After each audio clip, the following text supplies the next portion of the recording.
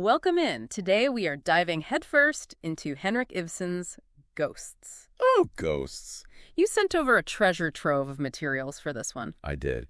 Character studies, symbolism guides, historical context.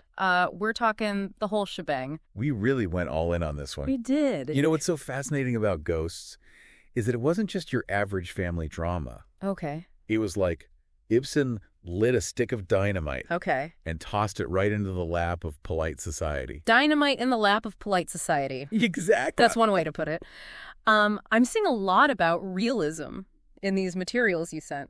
Right. What's the deal with realism in 19th century art? So picture this. Theater back then was all about grand gestures, over-the-top emotions, Yeah. stories of royalty, and it was a total escape from reality. Right. Then Ibsen comes along and says, nope, let's shine a light on the secrets and lies happening behind closed doors, your doors. Ooh, I'm getting some serious truth bomb vibes here. Yes. It's like he's holding up a mirror to society. Yes. Exactly. Yeah. And he didn't just stop at the words. He staged Ghosts in a completely revolutionary way. Oh, really? Instead of painted backdrops, he wanted realistic sets, actual furniture, windows, doors, to make the audience feel like they were right there in the Alvings' living room, watching it all unfold. And let me guess, the dialogue was different too. Completely. Gone were the dramatic monologues. Ibsen gave us real people having messy, uncomfortable conversations. The kind of conversations that people were not used to seeing on stage. Yeah, it's like he was saying, this is you, this is the reality you pretend doesn't exist. No wonder people were scandalized. Precisely. It was a wake-up call. And within this radical new style of theater, he introduces us to the Alving family. Okay. And trust me, with this family, things get complicated fast. Complicated is putting it lightly. Let's start with Mrs. Helene Alving. Right. The character analysis you sent paints her as this strong, capable woman, but she's also buried under this, mountain of secrets. And that's the true tragedy of Mrs. Alving, isn't it? She's intelligent, she runs the estate, but her entire life has been dedicated to upholding her late husband's respectable facade. Mm-hmm. The materials you sent included some letters that she had written to a close confidant. Right. These letters, they weren't meant for public consumption, of course, but they show her true feelings, her suffocation, her despair. It's heartbreaking, really. Yes. It's like she's living a lie. Right. But a lie built on what? Societal expectations? Fear? All of that. Ibsen masterfully reveals how these external pressures, the expectations placed on women in that era, can crush even the strongest spirit. Right. Yeah. It makes you wonder what she might have accomplished if she had the freedom to be herself. Now, that's something I never considered. Right. It's almost as if she's haunted by these societal expectations even before we meet her in the play. Exactly. And speaking of haunted, that brings us to Oswald, her son. Okay. This young artist who returns home from Paris, representing a more progressive, open-minded way of thinking. And he idolizes his father, right? Believes him to be this wonderful man. Yes, completely oblivious to the truth. Oh, wow. It's like he's clinging to this idealized image, and when the truth of his father's character is finally revealed, it shatters his entire world. Talk about a rude awakening. I know. And speaking of being stuck in a certain way of thinking, we can't forget Pastor Manders. Oh, Pastor Manders. The ever-present family friend. Yes. Yes. Every single source mentions him. Oh, he's everywhere. He's everywhere. Pastor Manders is fascinating because he's not necessarily malicious, Right. but he's so blinded by his rigid moral code that he becomes perhaps unintentionally complicit in the Alvings' suffering. The irony is palpable. I know, right? He's supposed to be this moral compass guiding them towards righteousness. Right. But he's actually upholding the very system that's causing so much pain. A classic case of the road to hell is paved with good intentions, wouldn't you say? Wouldn't you say? It really is. Yeah. And speaking of damage, let's talk about consequences. Right. Ibsen seems obsessed with how the past can just seep into the present. Oh, absolutely. It's practically dripping from every page of this play. It is.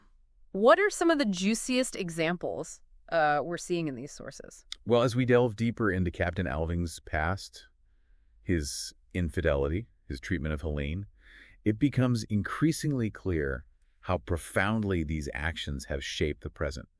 Think of it like a ripple effect, each decision sending out waves that crash into the lives of those around him. Yeah. So it's not just like a simple case of father sins, son suffers. It's a lot more nuanced than that. Much more. These aren't just echoes of the past. They're like those Mhm. hidden family secrets that everyone pretends aren't there, Yeah. simmering beneath the surface until they finally just erupt. And boy, do they erupt in this play. Indeed. For instance, take Oswald's illness and his attraction to Regina. Yeah. Both of these plot points directly mirror the sins of his father. Right. Right. This isn't just coincidence. This is Ibsen deliberately weaving this incredibly intricate tapestry of cause and effect. It's true. Right. And speaking of Regina, Yes. for our listeners who may not be as familiar with the play, it's revealed that she's actually... Hampton Elving's illegitimate daughter, yes. Talk about a family reunion you wouldn't want to be caught dead at. It's a truly tragic situation, and Ibsen uses Regina's parentage to highlight just how inescapable the past can be, Right. particularly for women in that society who had little to no control over their own destinies, Mm-hmm. right? Her entire life is completely upended by this secret, Yeah. a secret that wasn't even hers to tell. It's like she's caught in this web of deceit that she never wove herself. Exactly. Yeah. And it's not just Regina and Oswald. Right. Every single character is grappling with the consequences of choices that they didn't even make. Which brings us to another fascinating layer of this deep dive. Mm-hmm. Ibsen's masterful use of symbolism. Oh, yes. The symbolism. Let's talk about that. You know, I love a good symbol. Well, we have the orphanage, for example. Oh. On the surface, it appears to be this great act of charity, a beacon of hope. Right, right. Right. But when you look closer... It's rotten at its core. Exactly. Built on a lie. Right. It's like this constant reminder of Captain Alving's hypocrisy and that facade of respectability he so desperately wanted to maintain. Precisely. And then there's the fire that ultimately destroys the orphanage. Oh, yeah. Right. This fire could be interpreted in a multitude of ways, Okay. both as a symbol of utter destruction and as this force of purification, Right. wiping away the physical representation of that hypocrisy. So it's like a cleansing fire. Yes. Burning away the old to make way for the new. It's certainly open to interpretation, Yeah. but that's one way to look at it. Right. And then, of course, there's the recurring symbol of the sun.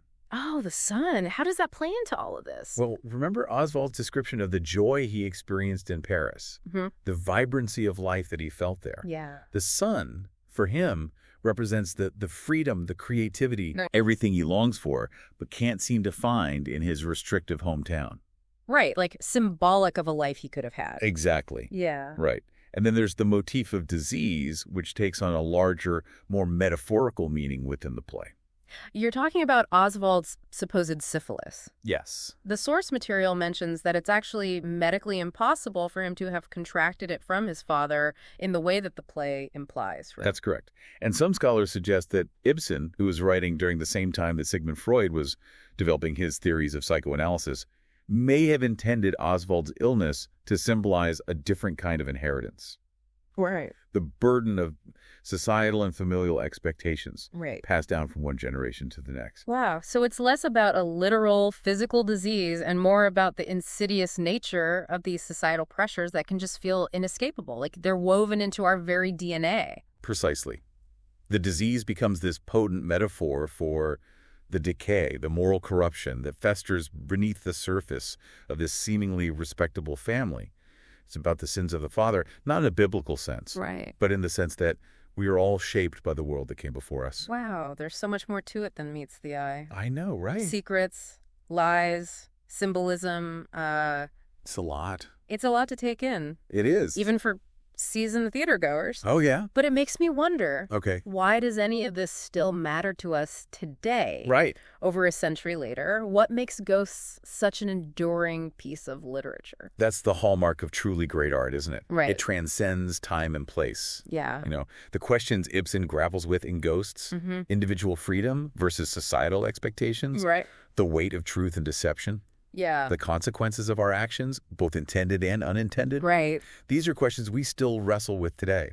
It's almost eerie how relevant it still feels. Yeah. We might not be living in the late 19th century, Right. but the pressures to conform, to uphold certain appearances, to make choices that align with, like, what's expected of us, Right. those are pressures we all face in some form or another. Absolutely. And the beauty of Ibsen's work is that he doesn't offer easy answers. Right. You know, Yeah. he presents these complex situations, Right. these deeply flawed characters, Right. and forces us to confront the uncomfortable truths they embody. He's a master of holding up that mirror, isn't he? He is. And I think one of the reasons why Ghosts has resonated with audiences for over a century is that final scene with Mrs. Alving. Yes. You know the one I'm talking about. Excruciating, isn't it? Mm-hmm. The way Ibsen leaves her with that impossible Yes. mercy or duty. Yeah. It's like he throws the question out to the audience, directly to us, and says, all right, you decide. What would you do? And there's no right answer. Right. It's that ambiguity, that lack of resolution that makes it so incredibly powerful. It's thought-provoking in the best possible way. It challenges us to examine our own beliefs, our own values. Mm-hmm. It makes us ask ourselves tough questions about the choices we make Right. and the impact those choices have on ourselves and those around us. You know, it strikes me that we've talked a lot about the characters being trapped by their pasts, Right. by these societal forces they can't seem to escape. Right. But what about the audience? Okay. Could Ghosts also be seen as a cautionary tale for us, the viewers? Oh, on. Well, we've discussed Pastor Manders and his rigid adherence to societal expectations, his inability to see beyond those expectations, even when they cause harm. Right. Could it be that we, in our own ways, risk becoming the ghosts that haunt future generations if we cling too tightly to our beliefs? Oh, yeah.